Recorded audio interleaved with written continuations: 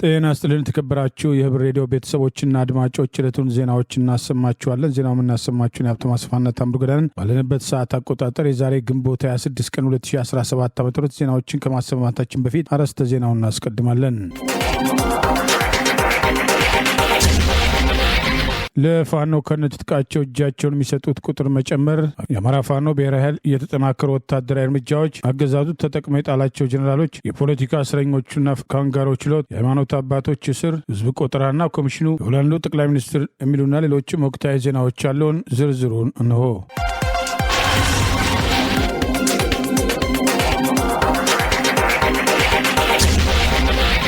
የአማራ ፋኖ ብሔራዊ ኃይል በጎጃም ቀጠና በተለያዩ ግንባሮች ያደረገውን ውጊያ ተከትሎ ድል መቀዳጀቱን ገለጸ። አንድ የሻምበል መሪን ጨምሮ ያገዛዙ ስልጣን አስጠባቂ ወታደሮች ተደምስሰዋል። ለ6 ወራት ያሰለጠናቸውን የፋኖ ኮማንዶዎች አስመርቋል። ዛሬም ከነትጥቃቸው ፋኖን የሚቀላቀሉ ያገዛዙ ስልጣን አስጠባቂ ወታደሮች ቁጥር እየጨመረ ነው። የአማራ ፋኖ ብሔራዊ ኃይል በጎጃም ቀጠና በ24 ሰዓት የነበሩ ወታደራዊ ሁነቶችን አስታኮ ዛሬ ግንቦት 26 ቀን 2017 ባወጣው በዚሁ መግለጫ በዛሬው ዕለት በላይ ዘለቀ 8ኛው ክፍለ ጦር ዛምብራ ብርጌድና ደባይ ጮቄ ብርጌድ በተናበበና በተቀናጀ መንገድ የጣሉትን የደፈጣ ጥቃት ተከትሎ ራሱን መከላከያ ብሎ የሚጠራው ወራሪው የአብይ አገዛዝ ስልጣን አስጠባቂ ጦር ላይ ከፍተኛ ኪሳራ ማድረሳቸው ተገልጸዋል። ከደጀን ወረዳ የትኖራ ከተማ በመነሳት ወደ ቤት አቅጣጫ በኩል ወደ ቁይ ከተማ እየተንቀሳቀሰ ያለው የጠላት ኃይል የዛምብራ ብርጌድና ደባይ ጮቄ ብርጌድ በደጀን ወረዳ ገርጭና ናጅማ አካባቢ ጀባ ሚካኤል ላይ ደፈጣ ጥቃት በመሰንዘር የአገዛዙ ኃይል በደመነፍስ እግሬ አውጪኝ ብሎ እንዲፈረጥጥ ማድረጋቸውን ያገዛዙ ኃይል በጀባ ሚካኤል ከሚባል ጫካ በመግባት ራሱን ለመከላከል የሞከረ ቢሆንም በዚህ የደፈጣ ጥቃት 13 ስልጣን አስጠባቂ ጦር ሲደመሰስ 2 መቁሰላቸውን ጠቅሷል። በሌላ ግንባር የአፋባሃ ጎጃም ቀጠና ቀኝጌታ ወፍታይ ንጉሴ 6ኛው ክፍለ ጦር የሰናን አባ ጅሜ ብርጌድ እና ንጉስ ተክለ ሃይማኖት ብርጌዶች በጋራ በመሆን ታላቅ ድል መቀዳጀታቸውንም አስታውቋል። በዛሬው ዕለት ግንቦት 26 ቀን 2017 ሬሽን ለመቀባበል ከደብረ ማርቆስና ረቡ ገበያ ከተማ የወጣውን ፋሽስቱን የአብይ አህመድ ሰራዊት የሰናን አባ ጅሜና የንጉስ ተክለ ሃይማኖት ብርጌድ ፋኖች የደማን መገንጠያ ላይ በመጠበቅ የተቀናጀና የተናበበ ጥቃት መሰንዘራቸው ተገልጿል። ውጊያው ከ12 ሰዓት እስከ 8 ሰዓት የቆየ ሲሆን በውጊያው 107 ሮኬት ፔምፔ መድፍና ዙ 23 የታገዘ ውጊያ የጠላት ኃይል ቢያደርግም ፋኖች ግን ከስሩ በመግባት ሬሳውና ቁስለኛውን አስታቅፈው ድል መቀዳጀታቸውን በሚገርም ሁኔታ ከራሱ ከጠላት በተወረወረ 107 ሮኬት ከ10 በላይ አብይ አገዛዝ ስልጣን አስጠባቂ ወታደሮች መሞታቸው ተገልጿል። በዚህ ውጊያ በጠላት በኩል ከ29 በላይ የቆሰሉ ሲሆን ከ47 በላይ መደምሰሳቸውን አንድ የሻምበል አዛዥ ጭምር መደምሰሱን ይሄው መግለጫ አስታውቋል። በዚህ ግንባር 8 ጥቁር ክላሽ የተማረከ ሲሆን ቁጥሩ ያልታወቀ የወገብ ትጥቅ ካዝናና በርካታ ተተኳሽ መማረካቸውን እስከ ቅርብ ሰዓት ድረስ ጠላት አስክሬኑን ሲለቅ ሙሏል ሲል ዛሬ ማምሻውን ባወጣው በዚሁ መግለጫ ጠቅሷል። በሌላ በኩል ጠላት በገፍ እየፈረሰ ፋኖን እየተቀላቀለ መሆኑን የአማራ ፋኖ ብሔራዊ ኃይል ከጎጃም ቀጠና ዛሬ ባወጣው በዚሁ መግለጫ ጠቅሷል። ከቡልቤት ከእንጀራ ቤት እየሰበሰበ ያሰለጠነውን የብርሃኑ ጁላ ሰራዊት ዘግይቶም ቢሆን ሚስጥሩ የገባው እየፈራረሰ ፋኖን መቀላቀሉን አጠናክሮ መቀጠሉን ዛሬ ግንቦት 26 ቀን 2017 6 የአብይ አገዛዝ ስልጣን አስጠባቂ መከላከያ አባላት 1 ስናይፐር 5 ክላሽ ከነሙሉ ተተኳሹ በመያዝ ነበልባሉ አብራጂት ብርጌድን መቀላቀላቸውን አስታውቋል። ሌላ ግንባር ሁለተኛው ሳሙኤል አውቀ ክፍለ ጦር የተቀላቀሉም በአፋባሃ ጎጃም ቀጠና 1ኛ ክፍለ ጦር ወደ ኮሎኔል ታደሰ ሙሉነ ብርጌድ የተቀላቀሉ ከምስራቅ እዝ 4ኛ ኮር 76ኛ ክፍለ ጦር አላሙዲ ዛይድ 4ኛ ሻለቃ ጉተማ ከተማ ከ76ኛ ክፍለ ጦር ስታፍ ሲሆን 2 ጥቁር ክላሽ 3 ቦምብ 5 ካዝና ከነሙሉ ትጥቁ የደረትና የወገብ ትጥቃቸውን በመያዝ አለማየሁ ከቤ ሻለቃን መቀላቀላቸውን ይሄው መግለጫ ጠቅሷል። ይህ በእንዲህ እንዳለ በዚሁ ግንባር የወራሪው መከላከያ አባላት 1 ብሬና 2 ክላሽንኮቭ በመያዝ 9ኛ ሳሙኤል አውቀ ክፍለ ጦር አነዛው ጎቻ ብርጌድን በተጨማሪ የተቀላቀሉ ሲሆን በጥቅሉ በዛሬው ዕለት 10 የጠላት ኃይል የአማራ ፋኖ ብሔራዊ ኃይል የጎጃም ቀጠናን መቀላቀሉን መግለጫው አስታውሷል። በሌላ በኩል በቀጠናው ቀኝጌታ ወፍታይ ንጉሴ 6ኛው ክፍለ ጦር የበረኛው ጅምላ ሙተራ ብርጌድ ለ6 ወራት ያሰለጠናቸውን የፋኖ ኮማንዶዎች በደማቅ ስነ ስርዓት ማስመረቁ ተገልጿል። በምርቃት ስነ ስርዓት የአማራ ፋኖ ብሔራዊ ኃይል ጎጃም ቀጠና አመራር የሆነው አርበኛ አዝመራው ቢያድግልኝን ጨምሮ የክፍለ ጦር አመራሮች መገኘታቸውን ዛሬ ግንቦት 26 ቀን 2017 በወጣው በዚሁ መግለጫ ጠቅሷል። በእንዲህ እንዳለ ያገዛዙ ባለስልጣናት በተለያዩ መድረክ የፋኖ መሪዎች በሄሊኮፕተር ከሀገር ወጥተዋል፣ ጎረቤት ሀገር ይገኛሉ ማለት አሉባልታ ለማሰራጨት ቢሞክሩም በቀጠናው የአማራ ፋኖ ብሔራዊ ኃይል መሪና የብሔራዊ ኃይሉ ማዕከላዊ ኮማንድ ፖስት አባል አርበኛ ዘመነ ካሴ በግንባር ሲንቀሳቀስ የሚያሳይ ተጨማሪ ቪዲዮ የወጣ ሲሆን ያገዛዙ ባለስልጣናት በአማራ ህዝብ ላይ የከፈቱትን ጦርነቱ ዋና ዓላማ ወደ ጎን በማድረግ ፋኖ የሌሎች ጉዳይ አስፈጻሚ አድርገው ለመክሰስ መሞከራቸውን አጠናክረው ቀጥለዋል። ለእንጀራ ለዳቦና ለተለያዩ የሸቀጥ ዕቃዎች መጠቅለያነት የሚውለውን የአንድ ብሩን ፕላስቲክ ይዞ መገኘትም ከ2 ዓመትም እስከ 5000 ብር የሚያስቀጣም አዋጅም በኢትዮጵያ ውስጥም ጸደቀ። ማንኛውም ሰው አንድ ጊዜ ብቻም ጥቅም ላይ የሚውል የፕላስቲክ ከረጢት ይዞ ከተገኘ ከ2000 እስከ 5000 ብር የሚያስቀጣ አዋጅም ዜጎችን በማያውቁት ጉዳይ ለቅጣት የሚዳርግ ነው የሚል ትችትም ከምክር ቤቱ አባልም ቀርቦበታል። የሕዝብ እንደራሴዎች ምክር ቤት ዛሬ ያጸደቀው የደረቅ ቆሻሻ አያያዝና አወጋገድ አዋጅ ማንኛውም ሰው አንድ ጊዜ ብቻም ጥቅም ላይ የሚውል የፕላስቲክ ከረጢት ይዞ ከተገኘ ከ2000 እስከ 5000 ብር እንዲቀጣም ደንግጓል። የፕላስቲክ ከረጢቶቹን ያመረተ ወይም ወደ ሀገር ውስጥም ያስገባም ለገበያ ያቀረበ ወይም የሸጠም ለንግድ ዓላማ ያከማቸ ወይም ይዞ የተገኘ ከ50000 ብር በማያንስና ከ200,000 ብር በማይበልጥ የገንዘብ መቀጮ ከ5 ዓመት በማይበልጥ ጽኑ እስራትም እንደሚቀጣ በአዋጅ ውስጥም ተካቷል። የውሃ የመስኖ ቆላ አካባቢና ልማት ጉዳዮች ቋሚ ኮሚቴ ምክትል ሰብሳቢ ዶክተር አወቀም አምዛዬ የአዋጁን ይዘት በንባብ ባቀረቡበት ወቅት የምክር ቤቱ አባል ዶክተር አለሙ ጎንፋም ህዝባችን በፕላስቲክ ዕቃ ይዞ ወደ ቤቱ ከገባም ይጣለው ወይስ መልሶም ለአካባቢው ጥበቃም ያስረክበው የሚል ጥያቄም ከጠየቁ በኋላ የምናመርተው የፕላስቲክ ውጤት ዳግም እንድንጠቀምበት የሚያደርግ ቢሆንም አይሻልም ወይ? ምክንያቱም 10 ጊዜ የምጠቀምበትን ፕላስቲክ አንድ ጊዜ ብቻም ተጠቅመ ማለት ተገቢ አይደለም። አዋጁ ፕላስቲኩን ከተጠቀምኩበት ወዲያም የት ማስቀመጥ እንዳለብኝም አላስቀመጠም ብለዋል። አዋጁ የፕላስቲክ ከረጢቱን ይዞ ከተገኘ እንዲቀጣ ይደነግጋል። ህዝባችን የዚህ ግንዛቤ ይኖረዋል ወይ? የትኛውስ ፕላስቲክ እንደሆነ የመለየት ግንዛቤስ አለ ወይም ሲሉም ጠይቀዋል። ሌላው የምክር ቤት አባል በበኩላቸው ማንኛውም ሰው ፕላስቲክ ይዞ ከተገኘ ከ2 እስከ 5000 ብር እንዲቀጣ ይደነግጋል። ይህ ከእኛ ነባራዊ ሁኔታ ጋር እንዴትስ ይጣመራል? በተለይ ዝቅተኛ ገቢ ያለው የማህበረሰብ ክፍላችን ሊጠቀመው ስለሚችለው ጫና አይፈጠርም ወይ ሲሉም ጠይቀዋል። ለጥያቄዎቹ ምላሽ የሰጡት ዶክተር አወቀም አምዛዬ ለአንድ ጊዜ ብቻ አገልግሎት ላይ የሚውሉ ፌስታሎችን ዝቅተኛው የማህበረሰብ ክፍል ስለሚጠቀምባቸው ቅጣቱን ያን ጊዜ ውስጥ ያስገባ ነው ብለዋል። ለምሳሌ አንዲት እናት ወይም አባት የ2 ብር ዳቦ ወይም የ10 ብር ስኳር ገዝተው ሲሄዱ 5000 ብር ክፈሉ ሲባሉ ላይኖራቸው ስለሚችል ቅጣቱም ከ5000 ወደ 2000 ብር ዝቅም እንዲል ተደርጓል። ይህም የህብረተሰቡን የመክፈልም አቅም ከግንዛቤ ያስገባ ነው ሲሉም የህጉን አስፈላጊነትንም ገልጸዋል። የፕላስቲክ ከረጢቶችም ከቅጣት በላይ ሀገርን የሚጎዱ ናቸው፣ እስከ 100 ዓመት ድረስም አይበሰብሱም ያሉት ምክትል ሰብሳቢው ከዚህ አንጻር ቅጣቱ 20-30 ሺህ ብር ቢሆን ሀገርን ለማትረፍ ነው ሲሉም ተደምጠዋል። ለህዝቡ ግንዛቤ ለመስጠትም ከመጪው ሐሙስ ጀምሮ የግንዛቤ ማስጨበጫ መድረክ ይካሄዳል ሲሉ ተናግረዋል። አዋጁ የፕላስቲክ ጫማዎችን፣ የውሃ ኮዳዎችንና ወፍራም የፕላስቲክ ውጤቶችን አይጨምርም መባሉም የተሰማም ሲሆን አዋጁ ማንኛውም ሰው ከመኖሪያ ቤቱ ድንበር አንስቶ ከ20 ሜትር በላይ አካባቢ የማጽዳት ግዴታንም አስቀምጧል። አዋጁ በነጋሪት ጋዜጣም ታትሞም ከሚወጣበት ቀን ጀምሮ በመላ ሀገሪቱም ተፈጻሚ ይሆናልም ተብሏል።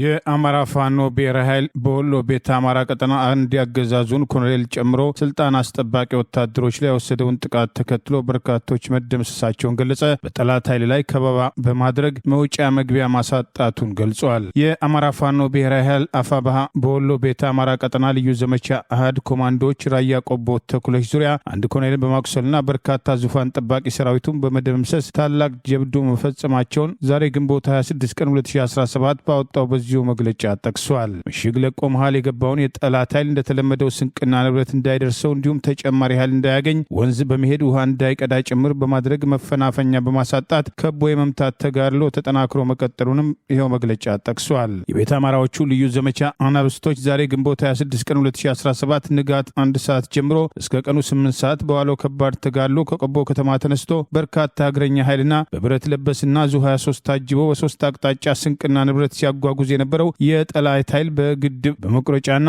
በጠበለት የተወሰደውን የፋኖ ጥቃት ተከትሎ አንድ ለጊዜው ስሙ ያልታወቀ ኮሎኔል በማቁሰልና በርካታ ስልጣን አስጠባቂ ወታደሮችን ሙትና ቁስለኛ ማድረግ መቻሉንም ገልጿል። በዚህ ተጋድሎ በርካታ ዙፋን ጠባቂ ሰራዊቱ የተመታበት የጠላት ኃይል ከቆቦ ከተማ አቅራቢያ ሆርማት ወታደራዊ ካምፕ ላይ በተጠመደ መድፍ ከ20 በላይ ቅንቡላ ንጹሐንን ኢላማ አድርጎ በማስወንጨፍ በሰው ሕይወት ላይ ጉዳት ማድረሱንም አፋባሃ በዚሁ የዛሬው መግለጫ ጠቅሷል። ይህ በእንዲህ እንዳለ በቀጠናው በሌላ ግንባር ንጉሥ የንጉስ ሚካኤል ኮር መብረቅ ክፍለ ጦር መካነ ሰላም ወረዳ ላይ ያገዛዙ ዙፋን ጠባቂ ጥምር ጦርን በመደምሰስና ስንቅና ንብረቱን በመማረክ ድል መጎናጸፉን ጠቅሷል። ንጉስ ሚካኤል ኮር መብረቅ ክፍለ ጦር የፋሽስቱ አገዛዝ ዙፋን ጠባቂ ሰራዊት መካነ ሰላም ወረዳ ላይ በበታ ግንባር እሁድ ገበያ ትምህርት ቤትና ውልጮ የተባለ ቦታ ላይ ከትሞ ባለበት ዛሬ ጠዋት 3 ሰዓት ጀምሮ በርካታ ኃይሉን በመደምሰስና ከብቶችና ፍየሎችን፣ በጎችን እንዲሁም ጤፍና ሌሎች የምግብ እህሎችን በመማረክ ታላቅ ጀብዱ መፈጸሙን የአማራ ፋኖ ብሔራዊ ኃይል ከወሎ ቤተ አማራ ቀጠና ባወጣው በዚሁ ተጨማሪ መረጃ ገልጿል። በተጋድሎ በርካታ የጠላት ኃይል የተደመሰሰ ሲሆን ጠላት እግሬ አውጪኝ ብሎ ሲፈረጥጥ የሞቱ ጓዶችን ጥሎ በመሄድ መብረቆቹ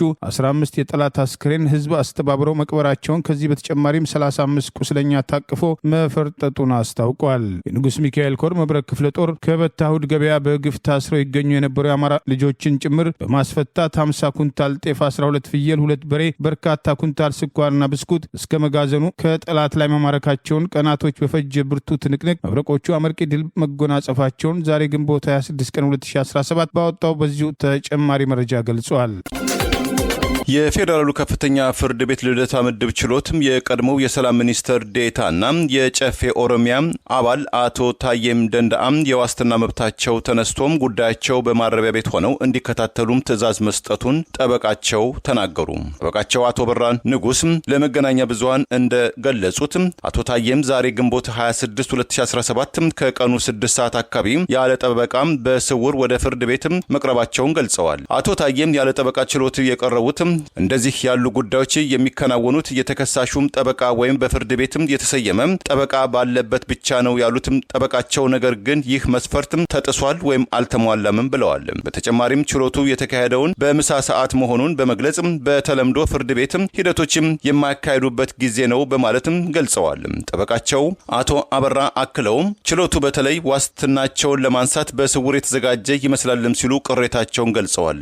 የፌዴራል ጠቅላይ ፍርድ ቤት በቀድሞ የሰላም ሚኒስትር ዴኤታ አቶ ታዬ ደንዳአ ላይ የተመሰረቱ 2 የወንጀል ክሶችን ወደ ፌዴራል ከፍተኛ ፍርድ ቤት በመመለስ በድጋሚ ክርክር እንዲደረግባቸው ትዕዛዝ ከተላለፈባቸው ከጥቂት ሰዓታት በኋላ አቶ ታዬም ከመኖሪያ ቤታቸው በትላንትናው ዕለትም ተወስደው በቁጥጥር ስር መዋላቸው መዘገባችን ይታወሳል። የቀድሞ የሰላም ሚኒስትር ዴኤታው አቶ ታዬም ከቀረቡባቸው 3 ክሶች መካከል ባለፈው ሐምሌ 30 2016 ዓ.ም በዋለው ችሎት በአንደኛና በሁለተኛም ክስ ነጻ የተባሉ ሲሆን የጦር መሳሪያ ወንጀሎችን በተመለከተም የቀረበባቸውን 3ኛውን ክስም ተለቀው እንዲከላከሉና በ20 ሺህ ብር ዋስትና መለቀቃቸው ይታወሳል። አቶ ታዬም ለነጻም የተባሉበትም 2 ክሶችም ከጠላት ጋር በመተባበር የጸረ ሰላም ቡድኖች የሆኑትን ሸኔና ፋኖን የሚደግፉ መልእክቶችን በማህበራዊ ድረገጽ በፌስቡክም አጋርተዋል ከሚሉት ክሶችም እንደነበረም ይታወሳል። ይህንን ተከትሎም አቶ ታዬም በህዳር 23 2016 ዓ.ም በዋለው ችሎትም የፌዴራሉ ጠቅላይ ፍርድ ቤት ሰበር ሰሚ ችሎትም በዋስትና እንዲፈቱም ተወስኖ ህዳር 26 2016 ዓ.ም ከእስር ቤት ወጥተው ጉዳያቸውን ሲከታተሉ መቆየታቸው አይዘነጋም። ይሁን እንጂ አቃቤ ሕግም አቶ ታዬም ከተመሰረተባቸው 2 ክሶች ነጻ መባል የለባቸውም በሚል ይግባኝ በማለቱም ጉዳዩ በፌዴራል ጠቅላይ ፍርድ ቤትም ሲታይ ቆይተዋል። በጉዳዩ ላይ ትላንትና ውሳኔ የሰጠው ፍርድ ቤቱም የአቃቤ ሕግን ይግባኝ በማጽደቅ አቶ ታዬ ነጻ በሆኑበት 2 ክሶችም እንዲከላከሉ ብይን ሰጥቷል። በመሆኑም ክሶቹ ለፌዴራል ከፍተኛ ፍርድ ቤትም እንዲመለሱና ክርክሩ የሚቀጥል ሲሆን የዋስትና መብታቸውም ተነስቶም ጉዳያቸው ማረቢያ ቤት ሆነው እንዲከታተሉ በዛሬው ዕለትም ትዕዛዝም ተሰጥቷል። ፍርድ ቤቱም የመከላከያ ምስክር ለመስማት ለመጪው ሰኔ 30 2017 ተለዋጭ ቀጠሮ መስጠቱም ታውቋል። የአማራ ፋኖ ብሔራዊ ኃይል በጎንደር ቀጠና ስር አዲስ የተደራጀው ዳግማዊ አጼ ቴዎድሮስ 5ኛ ኮር በተመሰረተ 12 ሰዓታት ውስጥ በጠላት ላይ ድል መቀዳጀቱ ተገለጸ። የአማራ ፋኖ ብሔራዊ ኃይል አፋብኃ ጎንደር ቀጠና ዛሬ ግንቦት 26 ቀን 2017 ይፋ እንዳደረገው ዳግማዊ አጼ ቴዎድሮስ 5ኛ ኮር ንስር በለሳ ቅጣው እጅጉ ክፍለ ጦር ግንቦት 24 ቀን 2017 በምስራቅ በለሳ ወረዳ ጎኋላ ከተማ የመሸገውን ያገዛዙን ወራሪ ሰራዊት በማጥቃት ሰብአዊና ቁሳዊ ኪሳራ ማድረሳቸውን ገልጸዋል። በቀጠና የህዝብ ግንኙነት ኃላፊ ፋኖ ዮሐንስ ንጉሱ ሙጬ ባደረገው በዚህ መረጃ ተላላኪውና አድርባዩ የባዴን ጉጅሌ ሙሉ በሙሉ የተወገደ ሲሆን የአብይ አገዛዝ ስልጣን አስጠባቂ ወራሪ ሰራዊትም የተሰነዘረበትን ጥቃት ተከትሎ ከሞት የተረፈው እግሬ አውጪኝ ብሎ መፈርጠጡን አስታውቋል። ቀጠናው በአፋብኃ ጎንደር ቀጠና ሰራዊት ቁጥጥር ስር እንደሚገኝ ገልጿል። ይህ በእንዲህ እንዳለ ከቀጠና የአማራ ፋኖ ብሔራዊ ኃይል ጎንደር ቀጠና ዳግማዊ አጼ ቴዎድሮስ 5ኛ ኮር ምስረታን አስመልክቶ ተጨማሪ መግለጫ አውጥቷል። የአማራ ህዝብ የገጠመውን የሚመጣውን የህልውና አደጋ እስከ ወዲያኛው ለመቀልበስ የፋኖ ትግል በሁለንተናዊ የትግል ስትራቴጂ በስርዓቱ ላይ በላይነትን አስጠብቆ አሁን ካለበት ደረጃ ላይ መድረሱን አስታውሶ በአማራ ህዝብ ተሳትፎና ድጋፍ በሰው ኃይል በትጥቅና ስንቅ እንዲሁም በአደረጃጀት እየጠነከረ መምጣቱን አስታውቋል። በጉጉት ሲጠበቅ የነበረው ግዙፉ ኮር ዛሬ ግንቦት 26 ቀን 2017 መመስረቱን ይፋ ያደረገ ሲሆን ከበለሳ እስከ ደንጊያ ሳንኪሳ፣ ከፎገራ እስከ ወገራ፣ ከዞዝ አምባ እስከ አይምባ፣ ከእብናት እስከ ዳባት እንዲሁም ከፎገራ እስከ ጃናሞራ ቀጠናን የሚሸፍን ስያሜው ዳግማዊ አፄ ቴዎድሮስ አምስተኛ ኮር በአማራ ፋኖ ብሔራዊ ኃይል በጎንደር ቀጠና ስር መመስረቱን ይፋ አድርገዋል። ኮሩን የመሰረቱት 7 ክፍለ ጦሮች መሆናቸውን የጠቀሰው መግለጫ መብረቅ ክፍለ ጦር፣ ጎንደሬ በጋሻው ክፍለ ጦር፣ ንስር በለሳ ቀጣው እጅጉ ክፍለ ጦር፣ ጥቁር አንበሳ ክፍለ ጦር፣ ዞዝ አምባ ንጉሱ ክፍለ ጦር፣ ታድሎ ብርሃን ክፍለ ጦርና ፋናይ ውቤ ክፍለ ጦር መሆናቸውን አስታውቋል። የዳግማዊ አፄ ቴዎድሮስ ኮር የስራ አስፈጻሚ አባላትንም ይኸው መግለጫ ይፋ ያደረገ ሲሆን አርበኛ የሻምበል ሙሉ ሰው የኮሩ ዋና ሰብሳቢ፣ አርበኛ መኮንን አስፋው ምክትል ሰብሳቢና አርበኛ አንተነ ብርሃኔ ወታደራዊ አዛዥ የሆኑበትን ጨምሮ የመረጃና ደህንነት ኃላፊዎች ከሆኑት በስተቀር የሌሎቹን ኃላፊነት የተሰጣቸውን አርበኞች በስም በመዘርዘር ይኸው መግለጫ ይፋ አድርጓል። ይህ በእንዲህ እንዳለ ከዚህ ቀደም ጎንደር ከተማ ላይ ካድሬዎችን በመሰብሰብ ለምን እኛ ብቻ እንሞታለን አብራችሁን ሙቱ እስከ ማለት የደረሰው የኦሮሞ ብሔር ተወላጅ የሆነ ያገዛዙ ስልጣን አስጠባቂ ጦር ጀኔራሎች አንዱ ሌተር ጀነራል ብርሃኑ በቀለ በክልሉ ሰላም አስፍነናል በማለት የተለመደ የፉከራ መግለጫ ሰጥቷል። ሰሞኑን የአብይ አገዛዝ ስልጣን አስጠባቂ ጦር ምርኮኛ ጀኔራሎች በየደረጃው ተከታታይ የፉከራ መግለጫ ሲሰጡ እንደነበረ የዘገብን ሲሆን ሌተር ጀነራል ብርሃኑ በቀለ በሰሜን ጎንደር ዞን ከደባርቅ ወረዳ አስተዳደር የጸጥታ አካላትና በዞኑ አሁናዊ የጸጥታ ሁኔታ ላይ ውይይት አደረግን ባለበት ወቅት ከዚህ ቀደም አብራችሁን ሙቱ ብሎ እስከ መማጸን የደረሰበትና የፋኖን ጥቃት ተከትሎ ተስፋ ቆርጦ ያደረገው ንግግር ጭምር መወያ የነበረ ሲሆን ህገ መንግስታዊ ስርዓቱን በኃይል ለማፍረስ ስልጣንን ህገ መንግስታዊ በሆነ መንገድ ለመያዝ ተንቀሳቅሷል ያለውን ፋኖ ጽንፈኛ በሚል ስም ጠርቶ ዋጋ ከፍለን ሰላም አስከብረናል በማለት መሬት ላይ ካለው ተጨባጭ ሁኔታ ተቃራኒ አስተያየት መስጠቱ ታውቋል። በጎንደር የተፈጸሙ ሰብአዊ መብት ጥሰቶችና የዘር ማጥፋትና የጦር ወንጀሎችን በመምራት ተጠቃሽ ከሆኑ አገዛዙ ጀኔራሎች አንዱ ሌተር ጀነራል ብርሃኑ በቀለ በቅርብ የሚያውቁት ለአማራ ህዝብ እጅግ የከፋ ጥላቻ ያለውና የኦሮሞ ብልጽግና ፓርቲ ኦነግ ኃይል የመስፋፋት አጀንዳ በግልጽ የሚያራምድ ለህዝቡ ንቀት ያለውና በፋኖ በኩል በተደጋጋሚ የደረሰበትን ሽንፈት ተከትሎ በአካባቢው ያሉ አመራሮችን ጭምር በተደጋጋሚ ተጠያቂ ሲያደርግ እንደነበር በአገዛዙ ስልጣን አስጠባቂ ሰራዊት ውስጥ ያሉ የአማራ ብሔር ተወላጆችን መረጃ አውጥታቸዋል ብሎ አስረሽኖ እንደነበር ጭምር ከዚህ ቀደም ጠቅሰን መዘገባችን አይዘነጋም። የጤና ባለሙያዎች ንቅናቄ በኢትዮጵያ የአሜሪካ አምባሳደር ትግላቸው እንዲደግፉ ጥሪ አቀረቡ። የጤና ባለሙያዎች እየደረሰባቸው ያለውን ሰቆቃና የደሞዝ ጭማሪውን ተከትሎ የሚወሰዱ የአፈና እርምጃዎችን የራሳቸውን ደሞዝ ብቻ ሳይሆን የጤና ስርዓቱ እንዲሻሻል ያቀረቧቸውን ጥያቄዎች ጭምር በመዘርዘር ደብዳቤ ጽፈዋል። የጤና ባለሙያዎች ተማሪዎች ማህበርም ጥሪ አቅርበዋል። የኢትዮጵያ የጤና ባለሙያዎች የስራ ማቆም አድማ እንቅስቃሴ ተጠናክሮ የቀጠለ ሲሆን አገዛዙ በጎን አፈና እያካሄደ ሲሆን የታሰሩት እንዲፈቱ ጥያቄያቸው ተቀባይነት እንዲያገኝ ያቀረቡትን ጥሪ ተከትሎ አገዛዙ ዛሬም በጉልበት እርምጃው የቀጠለ ሲሆን በኢትዮጵያ የአሜሪካ አምባሳደር ለሆኑት ኤርቪን ማሲንጋ ዛሬ ደብዳቤ ጽፈዋል። የኢትዮጵያ የጤና ባለሙያዎች ለአንድ ወራት ቅድሚያ በመስጠት የደሞዝ ጭማሪ የጤና ስርዓቱ እንዲሻሻል የራሳቸው ጤና አደጋ ውስጥ የሚወድቅበትን የጤና ሁኔታ ጨምሮ 12 ጥያቄዎችን በማቅረብ ደረጃ በደረጃ ሲወስዷቸው የነበሩ ጥያቄዎችን ለጥያቄያቸው ምላሽ ማጣታቸውን ተከትሎ አስቀድሞ ከፊል የስራ ማቆም አድማ ማድረጋቸውን ሙሉ ለሙሉ የስራ ማቆም አድማ ካደረጉ በኋላም ዛሬም ምላሽ አለማግኘታቸውና ለጉዳዩ አምባሳደሩ ትኩረት እንዲሰጡ ጠይቀዋል። በመላው አገሪቱ የሚገኙ የጤና ባለሙያዎች በጋራ ያነሱትን ጥያቄ ተከትሎ አገዛዙ በጉልበት እየወሰዳቸው ያሉ እርምጃዎችን የጤና ስርዓቱ እንዲሻሻል ባለው ተጨባጭ ሁኔታ በሚሰጣቸው አነስተኛ ደሞዝ መኖር እንደማይችሉና አንድ ስፔሻሊስት ዶክተር $89 የሚያገኝበትን ጀነራል ሐኪም $81 በወር የሚያገኝበትን እርምጃ ይህም ከታክስ በፊት መሆኑን ጠቅሰዋል። የስራ ማቆም አድማ ያካተተው ዋና ዋና የሚባሉ ሆስፒታሎችን ጭምር መሆኑን የጠቀሰው ይኸው ደብዳቤ ጥቁር አንበሳ ስፔሻላይዝድ ሆስፒታል፣ ቅዱስ ጳውሎስ ስፔሻላይዝድ ሆስፒታል፣ የካቲት 12 ስፔሻላይዝድ ሆስፒታል፣ ሐዋሳ ሪፈራል ሆስፒታል፣ የጎንደር ዩኒቨርሲቲ ሆስፒታል፣ ጥበበ ጊዮን ሪፈራል ሆስፒታል፣ አይደር ኮምፕሬሄንሲቭ ስፔሻላይዝድ ሆስፒታልን ጨምሮ በርካታ ሆስፒታሎች የሚሰሩ የጤና ባለሙያዎች መሆናቸውን ጠቅሰዋል። የትርፍ ሰዓት ክፍያ እንደማይሰጣቸው፣ ህይወታቸውን አደጋ ውስጥ ጭምር በሚሰሩበት ሁኔታ ክብርን እንደማያገኙና ባለፉት 2 ወራት በሰላማዊ መንገድ ጥያቄያቸውን ለማቅረብ የሞከሩ ቢሆንም አገዛዙ በጉልበት ጥያቄያቸውን ከመቀበል ይልቅ የአፈና እርምጃን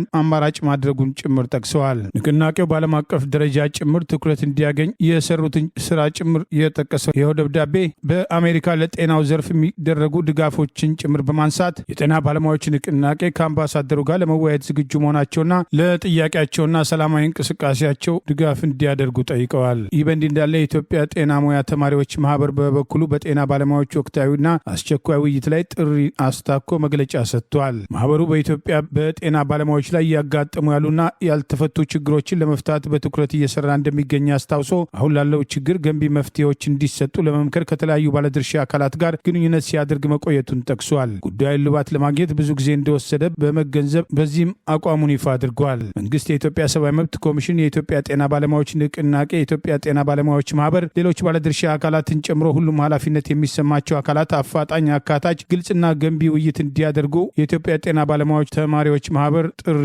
አቅርበዋል። በዚህም ሁሉም የታሰሩ ተማሪዎች፣ ኢንተርነሮች፣ የጤና ባለሙያዎች እንዲፈቱ፣ የጤና ሰራተኞችና ህጋዊ ጥያቄዎችና ስጋቶች ለመፍታት ፈጣን እርምጃ እንዲወሰድ፣ የሁሉም የጤና ባለሙያዎች ለሙያቸው ጥብቅና የመቆም መብታቸው እንዲጠበቅላቸው ጥሪ አቅርበዋል። አገዛዙ በተጭበረበረ ሰነድ አገር እንመራለን ለሚሉ ዋና ዋና አመራሮቹ ጨምሮ ለካድሬዎች በየደረጃው የሚከፍለው ከፍተኛ ገንዘብ በተቃራኒው የጤና ባለሙያዎች ከ20 ዓመት በላይ ተምረው መኖር አልቻልም ራበን ሲሉ በዚህ ደረጃ በጉልበት እርምጃ ጥያቄውን ለማዳፈን የሚወስደው እንቅስቃሴ ውጤት እንደማያመጣለትና ይልቁኑ የቀረው ህዝብ ጥያቄውን በመደገፍ ከጎናቸው እንዲቆም ጥሪ እየቀረበ ይገኛል።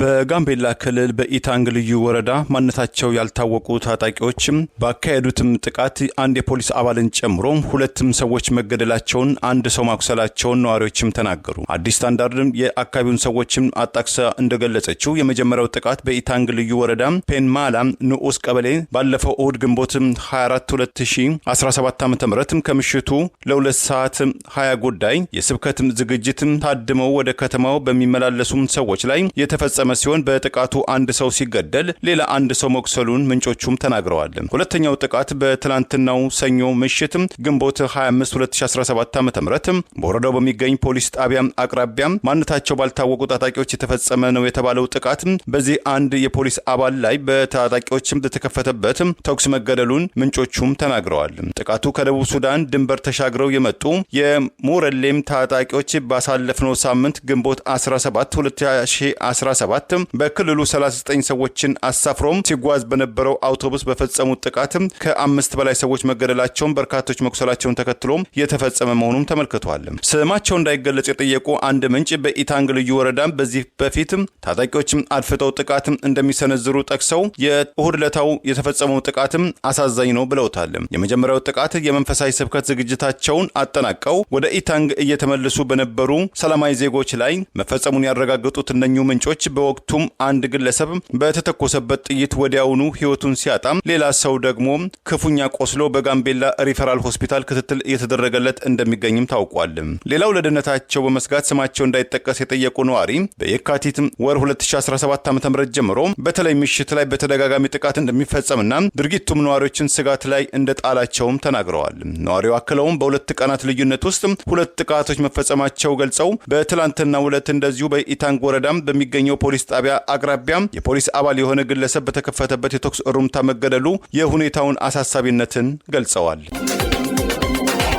የአብይ አገዛዝ 6 የአማራ ብሔር ተወላጅ የሆኑ ባንዳ ጀነራሎችን ማሰናበቱ በአገዛዙ ጦር ውስጥ ያለውን መፍረክረክና ጦሩን ሙሉ ለሙሉ በአንድ ብሔር የበላይነት ለመቆጣጠር ያለውን ፍላጎት ያሳያል ተብሏል። ከባንዶቹ የመጨረሻ እጣ ሌሎችም ሊማሩ እንደሚገባ ጥሪ እየቀረበ ነው። የአገዛዙ ሰላም ሚኒስትር በአገሪቱ ሰላም ሰፍኗል የሚል ሐሰተኛ መግለጫ ሰጠ።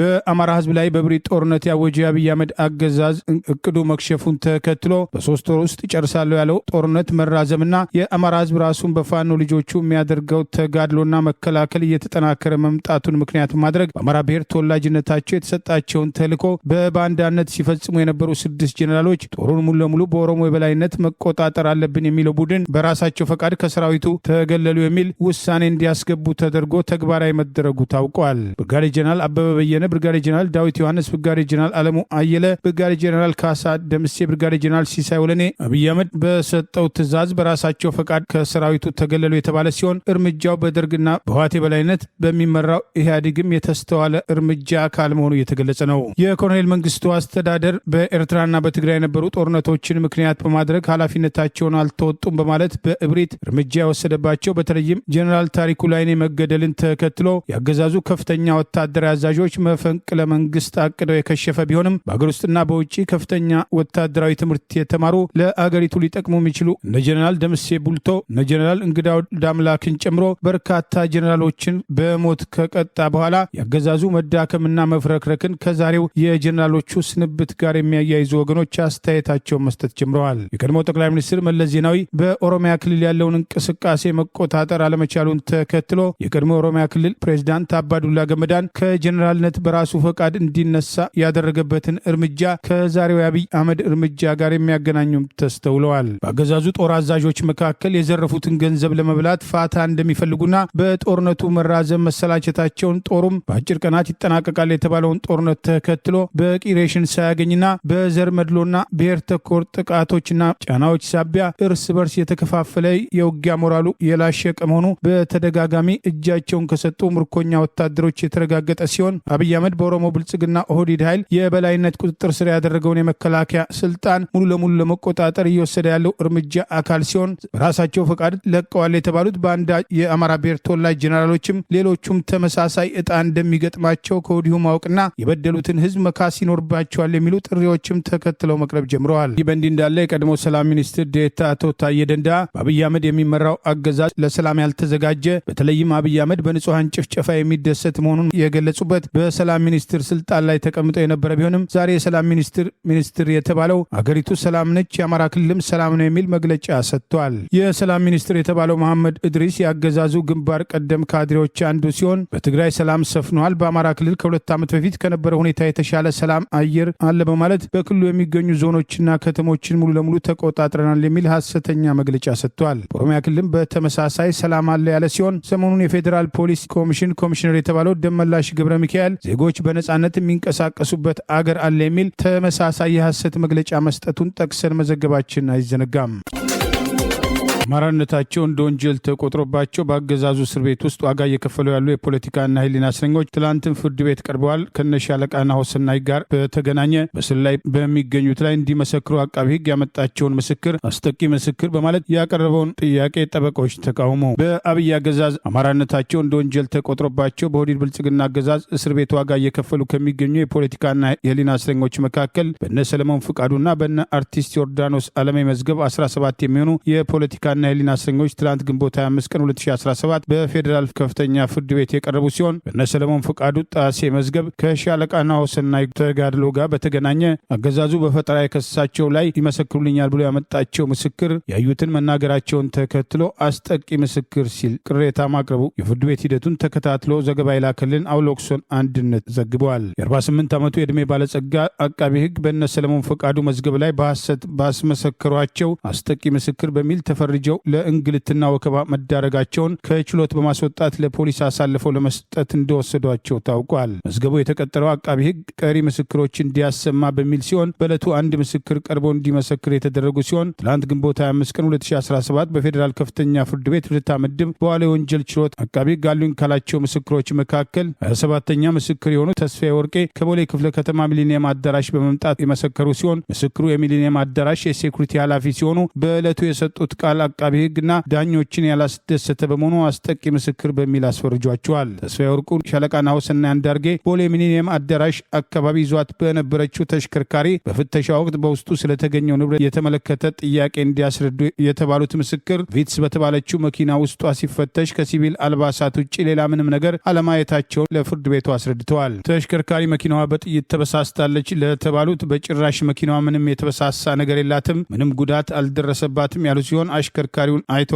ተብለው እንዳላዩት አስረድተዋል። በመኪናዋ ውስጥ ልብሶች ላይ ደም አይተዋል የሚል ጥያቄ የቀረበላቸው ምስክር የለም አላየውም ያሉ ሲሆን ከእርሶ ውጭ ሌላ ሲቪል በአካባቢው ነበረው ተብለው ተጠይቀው የለም፣ ዙሪያው በፌዴራል ፖሊስና በህዝባዊ ፖሊስ ተከቦ ነው የነበረው፣ በስፍራው ከኔ ውጭ ሌላ ሲቪል ሰው አልነበረም ሲሉ ምስክርነት ሰጥተዋል። በተጨማሪም በአካባቢው ስለተፈጠረው ነገር የሚያውቁት ነገር እንዳለ ሲጠየቁ በወቅቱ ለስራ ሌላ ቦታ ሄጄ ስለነበር ወደ ስራ ቦታ የሚሊኒየም አዳራሽ ስመለስ ፖሊስ ይህችን መኪና ስለምንፈልጋት ልንፈትሽ ነውና ስለመጡና ለምስክርነት እንፈልጋለን ስላሉኝ እንጂ የማውቀው የሰማሁት ነገር አልነበረም ሲሉ መስክረዋል። ከዛ በሌላ ጊዜ ማህበራዊ ሚዲያ ላይ የተኩስ ልውውጥ እንደነበር ማወቃቸውን ጭምር አስረድተዋል። በዛ ወቅት የተጎዳ ወይም የሞተ ሰው አይተው ነበር የተባሉት ምስክር የለም ያየሁት ነገር የለም ያሉ ሲሆን ዓመተ ምህረቱና ወሩ መቼ ነበር ሲባሉ ታህሳስ 2016 ሲሉ መስክረዋል። አቃቤ ጌታቸው አሰፋ በአቶ ተስፋዬ ምስክርነት ቃል ባለመደሰቱ አስጠቂ ምስክር ስለሆኑ በስነ ስርዓት ህጉ መሰረት መሪ ጥያቄ እንድጠይቃቸው ይፈቀድልኝ በማለት የጠየቀ ቢሆንም የሌናና የፖለቲካ እስረኞቹ ጠበቆች ምስክሩ የጠየቁትን ጥያቄ በቀጥታ ስለመለሱ አስጠቂ የሚያስብል መልስ ስላልመለሱ መሪ ጥያቄ ሊጠየቁ አይገባም ሲሉ አቃቤ ህግ ጥያቄ ውድቅ እንዲደረግ ተከራክረዋል። የአገዛዙን ጉዳይ የሚያስፈጽመው የካንጋሮ ችሎት አቃቤ ህግ መሪ ጥያቄ እንዲጠይቅ ፈቃድ የሰጠ ሲሆን አቃቤ ህግ ምስክሩ በወቅቱ ለመርማሪ ፖሊስ ሰጥተውታል የተባለ ቃል ለዳኞች በመስጠት መሪ ጥያቄ ማቅረቡ ታውቋል። አቃቤ ህግ ምስክሩ አሁን የሚናገሩት በወቅቱ ለመርማሪ ፖሊስ ሰጥተው የፈረሙት ቃል ይለያያል፣ ይሄ እንዴት ሊሆን ቻለ? ምስክሩ አቃቤ ህግ በሚጠይቃቸው ወቅት ሳላነብና ሳይነበብልኝ ነው የፈረምኩት ያሉ ሲሆን ቀደም ሲል ደግሞ ከመኪናዋ ውስጥ በናሆሰና አንዳርጌ የተፈረመ የኪራይ ውል አይቻለሁ ብለዋል የሚል መጽሐፉን እርሱ አንብቦት ነው ወይስ ፖሊሱ ነው የነገሩት ለተባሉት ሲመልሱ የለም እኔ ያላነበብኩም ፖሊሱ ነው የነገረኝ ሲሉ ተናግረዋል። ምስክሩ ምስክርነታቸውን መሪ ጥያቄ ለተባለው የመለሱ ቢሆንም አቃቤ ህጉ እንዳያወጡ መከልከሉና በኋላም ለፖሊስ አሳልፎ እንደሰጣቸው ለማወቅ ተችሏል። ይህ በእንዲህ እንዳለ በአማራ ማንነታቸው ሳቢያ ከታሰሩ የፖለቲካ እስረኞች በነ አርቲስት ዮርዳኖስ አለሜ መዝገብ፣ ዶክተር ሲሳይ አውግቸው፣ አትሌት ሳሙኤል ባዜና ዋና ሳጅን ጎረፈ ወጣት የተባሉ ተከሳሾች የፌዴራል ከፍተኛ ፍርድ ቤት ግንቦት 12 ቀን 2017 በዋለው ችሎት በነጻ ያሰናበታቸው ቢሆንም የተፈቀደላቸውን ዋስትና በተመለከተ ትላንት ግንቦት 25 2017 በነበረው ችሎት የተከራከሩ ሲሆን ፍርድ ቤቱ በግራ ቀኙ መካከል ለተደረገው ክርክር ለሰኔ 9 ቀን 2017 ለብይን ተለዋጭ ቀጠሮ መስጠቱ ታውቋል። የአሜሪካው የሪፐብሊካን ፓርቲ መራሹ አስተዳደር በዝቅተኛ ዜጎች ላይ ጫና ይፈጥራል የተባለም የፌዴራል በጀትም ረቂቅ ሕግን እንዳያጸድቅም ለጸሎትና ለተቃውሞ የተሰባሰቡ የሃይማኖት አባቶችና የማህበራዊ አንቂዎችም በፌዴራል ፖሊስም ታሰሩ። በትላንትናው ዕለት በአሜሪካ መናገሻ ከተማ ዋሽንግተን ከሚገኘው የህዝብ እንደራሴዎች መሰብሰቢያ አዳራሽ ካፒቶል ሆል የተሰባሰቡት የሃይማኖት አባቶችም እግዚአብሔር ሆይ ይህንን ረቂቅ ቢል ተግባራዊ አታድርገው፣ እኛንም በነጻ አኑረን ጤነኛም አድርገን የሚል የጸሎትና የተቃውሞ ፕሮግራም በማድረጋቸው በጸጥታ ኃይሎች መታሰራቸው ተገልጿል። ለጸሎትና ለተቃውሞ ሰልፍም ከወጡትም እና ለእስራት ከተዳረጉት የሃይማኖት አባቶች መካከል የሪፕሬቨልስም ብሪች ቤተክርስቲያን ፕሬዚዳንት የሆኑትም ታዋቂው የሰብአዊ መብትም ተሟጋችም ቄሲስ ዊሊያም ባርበር፣ ሁለተኛው ቄሲስ ዴላም ኦሎዌንስ፣ ቄሲስ ፍራንክሲን ጎልደን የተባሉ የፕሮቴስታንት ቤተክርስቲያን አባቶች መሆናቸውም ታውቋል። በተንቀሳቃሽ ጋሪ በዊልቸር የምትጓዘው ከውልደቷም ጀምሮ የጀርባ አጥንት ችግር ያለባትም ሳቪየም ካሮል አንዷ ስትሆን በካፒቶል ሆል የመገናኘታችን ዋነኛ ዓላማ ይህንን ዝቅተኛ የኑሮ ህይወት ውስጥ የሚገኙ እኔን ጨምሮ በርካታ አሜሪካውያን ዜጎችን የሚጎዳው ቢል እንዳይጸድቅ ፈጣሪን ለመማጸን ቅሬታችንንም ለመግለጽ ነበረም ብላለች። ካለፈው ሚያዝያ ወይም ከፈረንጆቹ አፕሪል 28 2025 ኤሮፓ አቆጣጠር ጀምሮ በዕለተ ሰኞ ለተቃውሞ ሰልፍ በመውጣትም ለሶስተኛ ጊዜ እስራት የገጠማቸው የሃይማኖት አባቶችና የማህበራዊ አንቂዎች በትላንትናው 9 አባላቶቻቸው በፌዴራል ፖሊስ መታሰራቸው ይህም እስራት ሞራል መንደይ የተሰኘ ስያሜ ማግኘቱም ታውቋል። የካፒቶል ሆል ፖሊስም ቃል አቀባይ ለመገናኛ ብዙሃን በላኩትም የኢሜል መልእክት እጃቸው ላይ ካቴና ተደርጎባቸው ከህዝብ እንደራሴዎች ደጃፍ የተባረሩት ህገወጥ መሰባሰብና አካባቢውን በማወክም ክስም ቀርቦባቸዋልም ብለዋል። ከፓርቲ ውግንና የራቀው ኮንግሬሽናል ባጀት ኦፊስ ባለፈው ወር እንዳስታወቀው የፕሬዚዳንት ዶናልድ ትራምፕ አስተዳደር የሚያጸድቀው ረቂቅ ህግ በፌዴራል ደረጃ የሜዲኬድ የሚያወጣውን በ723 ቢሊዮን የአሜሪካን ዶላር የሚቀንስ የጤና ዋስትና የሌላቸው ዜጎችን ቁጥራቸውን በ7.6 ሚሊዮን ከፍ እንደሚያደርግም ስጋቱን ገልጿል። የሜዲኬድ ወጪን ይቀንሳል የተባለው በጀትን የክርስቲያን የአይሁድና የሙስሊም እምነትም መሪዎችም የማህበራዊ አንቂዎችም ክፉኛ መቃወማቸውም ታውቋል። ሀገራዊ ምክክር በሚል የኦሮሞ ብልጽግና ፓርቲ ኦህዴድ ኦነግ ኃይል የመስፋፋት አጀንዳውን በአጀንዳ አሰባሰብኩ ስም ተግባራዊ ለማድረግ እየተንቀሳቀሰ መሆኑን ተከትሎ ከዚህ ቀደም የነበሩ የህዝብ ቆጠራዎችን በማስታወስ አገዛዙ እየሄደበት ያለው እርምጃ አጥፍቶ ጠፊና ራሱን እንደማያዋጣው የተገለጸ ነው። የአብይ አገዛዝ የግል ጉዳይ አስፈጻሚ ያደረገው ሀገራዊ ምክክር ኮሚሽን የሚል ስም የተሰጠው ተቋምን ምክንያት በማድረግ ከዚህ ቀደም አዲስ አበባ፣ ሞያሌ፣ ድሬዳዋና ወሎን ጭምር ወደ ኦሮሚያ ለማካተት ያለውን ፍላጎት ተከትሎ ተከትሎ ሰሞኑንም የፌዴራል ተቋማትና የተለያዩ ማህበራት አጀንዳ አሰባሰቡ በተባለበት መድረክ ወሎን ክልል እናደርጋለን በሚል የአገዛዙን ጉዳይ ለማስፈጸም ተልዕኮ የተሰጣቸው አደባባይ ይዘው መውጣታቸው በአማራ ህዝብ ላይ የተከፈተው ወረራ ዋና ዓላማ ይሄው መሆኑን በግልጽ እንደሚያሳይ ተገልጿል። በወሎ ቤተ አማራ ከዚህ ቀደም የነበረው ይፋዊ የህዝብ ቤት ቆጠራ እንደ አውሮፓ አቆጣጠር 2007 የተደረገውን ተከትሎ አማራ 99.61 በመቶ ሌሎች 0.39 በመቶ ሲሆን ቋንቋም አማርኛ 99.62 በመቶ ሌሎች 0.38 በመቶ መሆናቸውን ደቡብ ወሎ በ2007 ዓ.ም የተደረገ የህዝብ ቆጠራን ተከትሎ ሰሜን ወሎ የብሔር ስብጥር አማራ 99.61 በመቶ ሌሎች 0.39 በመቶ አማርኛ ቋንቋ 99.62 በመቶ ሌሎች ቋንቋዎች 0.38 በመቶ ደቡብ ወሎ የብሔር ስብጥር አማራ 97.68 በመቶ ኦሮሞ 1.78 በመቶ ሌሎች 0.54 በመቶ መሆናቸው በቋንቋም ደረጃ አማርኛ 98.45 በመቶ ኦሮምኛ 1.13 በመቶ ሌሎች 0.42 በመቶ መሆናቸው በግልጽ በህዝብ ቆጠራው የተመለከተ ሲሆን በአብይ አህመድ የሚመራው የኦሮሞ ብልጽግና ፓርቲ ኦህዴድ ኦነግ ኃይል ግን የመስፋፋት አጀንዳውን አገራዊ ምክክር ኮሚሽን በሚል ተግባራዊ ለማድረግ እየተንቀሳቀስ መሆኑ ተደጋግሞ ሲጠቀስ ቆይቷል። 99 በመቶ አማራ የሆነባት ቤተ አማራ ወሎ 1 በመቶ የሚሆኑ የኦሮሞ ብሔር ተወላጆች የራሳቸው ልዩ ዞን ጭምር ተካልሏቸው በሰላም እየኖሩ ባለበት የአማራ ብሔር ተወላጆችን መጤ በሚል ከክልሉ እያሳደደና እየጨፈጨፈ የሚገኘው አገዛዝ ወሎን ጭምር እንቆጣጠራለን በሚል እየወሰደ ያለው እርምጃ በአገራዊ ኮሚሽን ሽፋን አማራን 4-5 ቦታ እንከፋፍላለን የሚለው አጀንዳውን ለማስፈጸም እየተንቀሳቀሰ መሆኑን የሰሞኑን እርምጃውን ተከትሎ ቅሬታዎች እየተነሱ ሲሆን ይህ አጥፊ መንገድ ለየትኛውም ህዝብ አደገኛና ዘላቂ ሰላም እንደማያመጣ በአማራ ህዝብ ላይ የተከፈተውን ወረራ ተከትሎ የአገዛዙ አንዳንድ መስመራዊ መኮንኖች ሳይቀር ወሎን ጨምሮ አዲስ አበባን አካቶ ድሬዳዋና ሞያሌን በወረራ ያካተቱትና የሰሩትን ካርታ በአንገት ሀብል መልክ አድርገው የወረራ አጀንዳ ይዘው የሚዋጉ መሆናቸውን ተከትሎ በብሪት የከፈቱት ጦርነት ተራ ጉዳይ ሳይሆን የመስፋፋት አጀንዳቸውን ለማስፈጸም እየሄዱበት ያለው ርቀት ሲሆን ዛሬም ከሰላም አማራጭ ይልቅ በጦርነት በጉልበት አጀንዳቸውን ለማስፈጸም እየተንቀሳቀሱ መሆኑን የዚሁ እቅድ ተግባራዊነት በዚህ ኮሚሽን ሽፋን ለመፈጸም የሚደረገው አካሄድ የሰው ሲፈልጉ የራስን ያሳጣል የሚሉ አስተያየቶችም ተከትለው ቀርበዋል። ከዚህ ቀደም በአማራ ክልል ኦሮሚያ ልዩ ዞን በተባለው ውስጥ በኦነግ ሸኔ ስም ጦር እያሰለጠኑ በአጣዬ ከ10 ጊዜ በላይ ተከታታይ ጭፍጨፋ ሰላማዊ ሰዎች ላይ በማድረግ አጣዬን ያነደዳት ቡድን ዛሬም አካባቢውን ለመቆጣጠር እየሄደበት ያለው ርቀት እንቅፋት የሆነበት የአማራ ህዝብ የፋኖ ተጋድሎ መሆኑን አስተያየቶችም ተከትለው ቀርበዋል። ይህ በእንዲህ እንዳለ የአብይ አገዛዝ በምክክር ኮሚሽን ስም የሚያደርገው የመስፋፋት እርምጃና አማራን ወደ ትንንሽ የመከፋፈል እንቅስቃሴ የራሱን የኦሮሞ ህዝብ ጭምር የሚጎዳና መላው ኢትዮጵያን ተደራጅተው ስርዓቱን ሊታገሉ እንደሚገባ ጥሪ ቀረበ። በአማራ ፋኖ ብሔራዊ ኃይል ከጎጃም ቀጠና የህዝብ ግንኙነት ኃላፊ ፋኖ ማርሸት ጻው ለመላው ኢትዮጵያን በማለት የምክክር ኮሚሽን በሚባለው የአብይ አህመድ ፕሮጀክት አካሄድ አማራውን ወደ ጥቃቅን ማንነት በመቀየር ሌሎች አካባቢዎችን በመጠቅለል ወደ ፈለጉት ቋት የማስገባት እንቅስቃሴ ውስጥ ግንባር ቀደም የጥፋት ገፈት ቅማሹ የኦሮሞ ህዝብ ይሆናል ሲል ከወዲሁ ጥሪ አቅርበዋል። አገዛዙ ሀገሪቱን ከዚህ የባሰ ማህበራዊ ፖለቲካዊ ቀውስ ውስጥ ከማስገባቱ በፊት ሁሉም ኢትዮጵያዊ ታግሎ ሊጥለው ይገባል። ሀገሩ አይኑ እያየ እንዳትበተን እጁ ላይ እንደ ጨው እንዳትሟሟ የሚፈልግ ኢትዮጵያዊ ሁሉ ከጎናችን ሊቆም ይገባል ሲል ጥሪ አቅርበዋል። የሆላንድ ጠቅላይ ሚኒስትር ዲክ ስኮፍ በስደተኞች ጉዳይ በተነሳም አለመግባባት ምክንያትም ስልጣናቸውን መልቀቃቸውን አስታወቁ።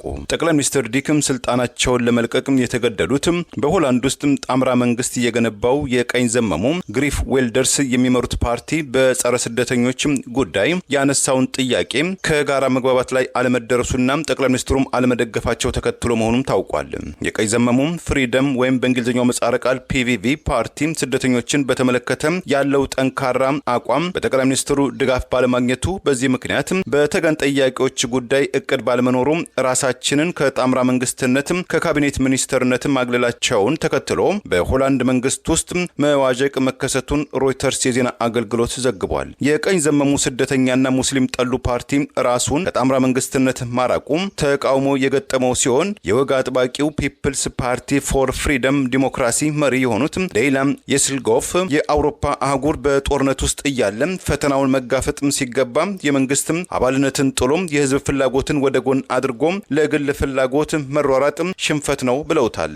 የመካከለኛ ፖለቲካን የሚዘውረው ኒው ሶሻል ኮንትራክት ሊቀመንበር ኒኮሌን ቫን ቨርንሆም በበኩላቸው መንግስታቸው በዚህ መልክ መፈራረስ ኃላፊነት የጎደለው እርምጃ ነው በማለትም ቅሬታቸውን ገልጸዋል። በአውሮፓ አህጉር ውስጥ እያቆጠቆጠ ከመጣው ቀኝ ዘመምና ጸረ ስደተኛ አቋም ያላቸው መሆኑ በስፋት የሚነገረው ዊልደርስ ባለፈው ሳምንት ለጣምራ መንግስቱ ባቀረቡት ባለ 10 ጥያቄዎች ስደተኞችን ሙሉ በሙሉ አለመቀበል፣ ስደተኞች ወደ ግዛት እንዳይገቡ ሆላንድ ድንበሮቿ ላይ ሰራዊት ማስፈር የሚል ይገኝበታል። የመንግስት መንገጃገጭ የገጠመው የሆላንድ ጣምራ መንግስት ከቀጣዩ ጥቅምት ወር በፊት ብሔራዊ ምርጫ አያደርግም የሚሉ አስተያየቶችም እየተንሸራሸሩ ይገኛሉ። ለዛሬ ያሉን ዜናዎች እነዚህ ናቸው። ዜናውን ስታደምጡ ለቆያችሁ የህብር ሬዲዮ ቤተሰቦችና አድማጮች ምስጋናችን ይድረሳችሁ። የህብር ሬዲዮ ኦፊሻል ዩቲዩብ ቻናላችንን ሰብስክራይብ ያላደረጋችሁ ሰብስክራይብ በማድረግ በተጨማሪም የደውል ምልክቱን በመጫን የህብር ሬዲዮ ቤተሰብ እንድትቀላቀሉ በአክብሮት እንጋብዛለን።